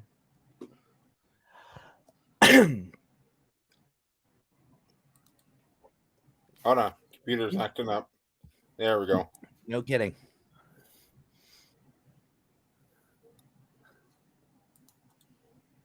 All right. Let me. Oh, Pair Unity Day. I definitely gotta We get have- me one of those. Nice. I do too. Yeah. Oh, You got to get me one of those. and Yeah. and Marcus, I have hats. Do you now? I have hats. I have bags. I've got a bunch of well, they're out of stock, but Oh man. I've got hoodies for the Para Unity Day. Now, what's cool about these is they are customizable. So what I am asking is for every team that is showing up, and I will do this obviously myself, is on the back, you put your team name and your own name, obviously, so we know who you are. But I'm requesting everybody who is coming to Para Unity Day to get one, show up, so we can all look like one big team. Mm-hmm. Absolutely. I'm definitely looking forward Awesome. to it. I like I'm upset that you're out of hats, man. I want one. I'm upset that I'm out of hats too. And I have buttons. I have buttons. I found buttons. Heck So I yeah. have those. 5 packs. Oh, we got the fedora merch right there. Nice. Feeling fedorable. Yep. I'm still getting one of those. But there's Awesome. a hat for you. There's a hat for you, Marcus. Yeah. We There's a actually have beanie. one of those too. There's a beanie. But yeah, so that is my big announcement, guys. I have finally Para Unity Day merch Heck for yeah. next year. Well, you know what, Nice. Matt? That's awesome. Send me that link, Matt, and we're gonna get this put in the description of this. I will do you one better. Awesome. And every team who ends up showing up to Para Unity Day, September 26th, 2022, definitely recommend everybody to get a sweatshirt or a t-shirt or something, and let's all look like a big paranormal family like we are. So, Mm-hmm. yes. Heck yeah. Well, with that being said, Robert, before we wrap this up, I want to play this video that I have put together for Para Unity Day. And man, let's get you added in the video as well. Thank you. Absolutely. Here, let's play this video, and then we'll start wrapping things up here. But here is the Para Unity Day video.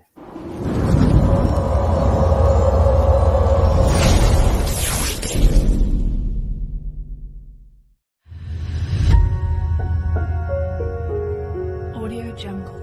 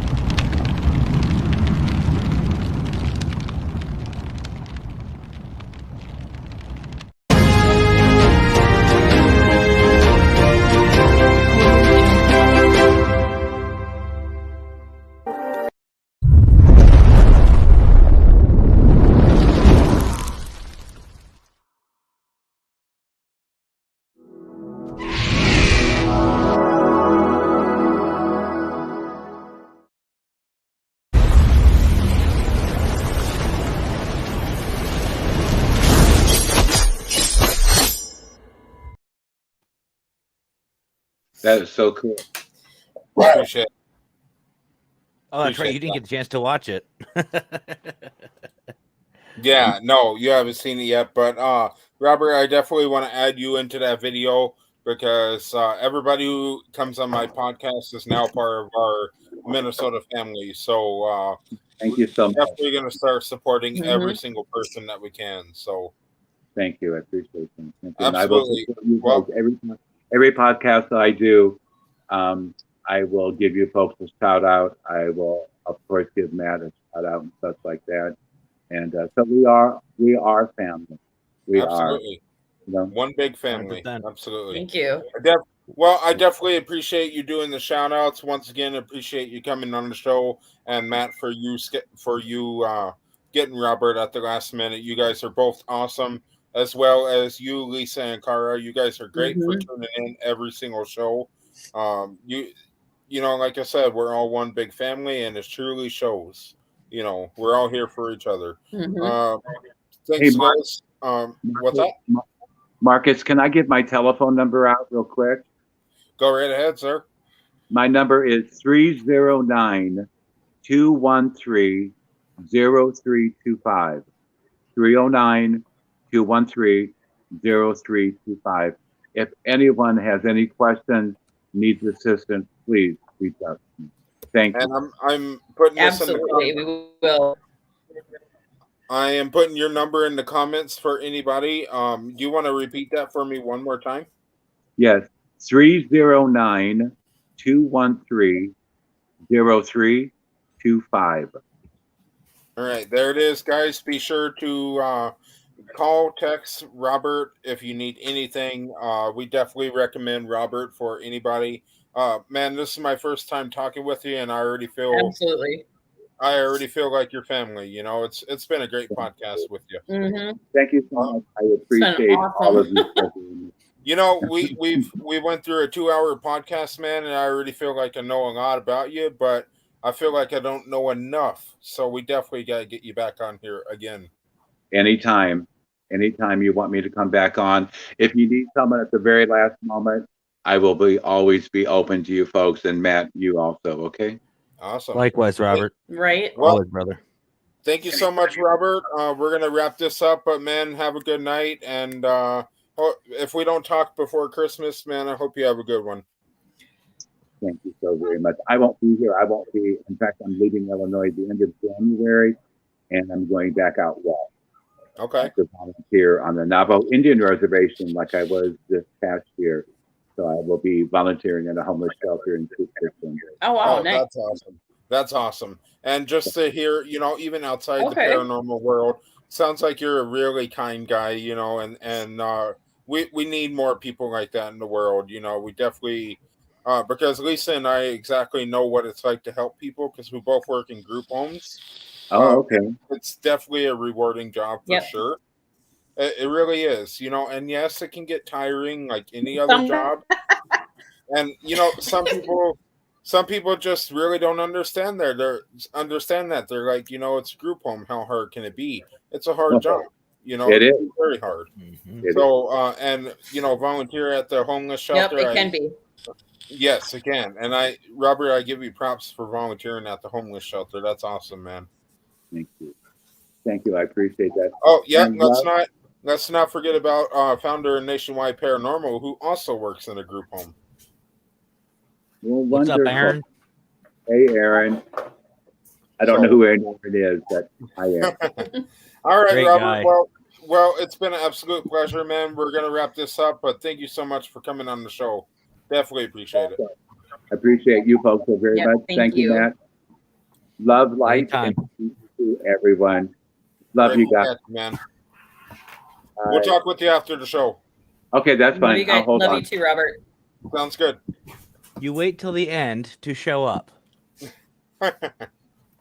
All right, guys. Well, what do you think? This is my first time meeting Robert, and I already feel like I know a ton about him. It's awesome. I want to know more about his Man. criminal job part. I'll be giving him a call because everything that he said a little bit ago, it's 100% on point. That's like my hair was standing up and everything. So I know exactly what he's talking about with some of the things that he said. So that's like kind of creepy, but kind of cool at the same time. you know? Exactly. My husband was in the background and thought that he was talking to me, and he's like, "Is he talking to you?" No, it's not me.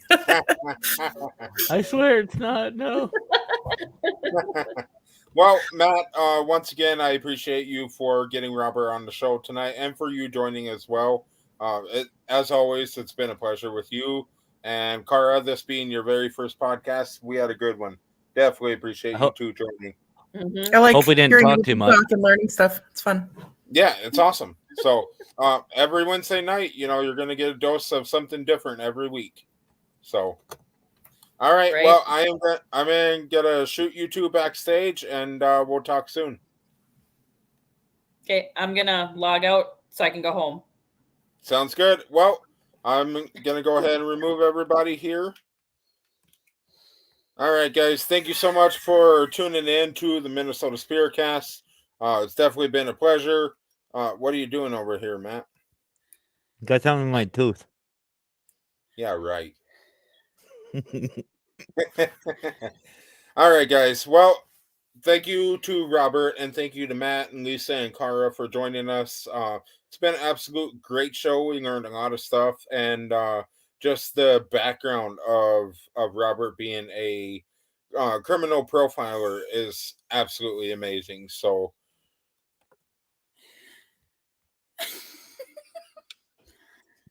we're still live. All right, if we're done with the kid-like activity, I'm going to go ahead and wrap this up, but I definitely thank everybody for watching. Be sure to tune in next week when we have the Wizards Table podcast. Matt,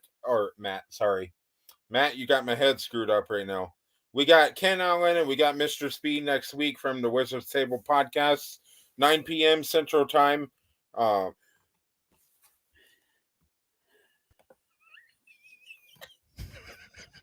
So distracting. Let me close my show, why don't you? Professionalism. You need to work under this pressure. Oh boy. All right, guys. Well, as always, been a pleasure working and talking with all of you. Tune in next week with Ken Allen and Mr. Speed from the Wizards Table podcast. We'll see you then. Until then, have fun, happy hunting, or stay safe. Stay safe, have a good night, and happy hunting.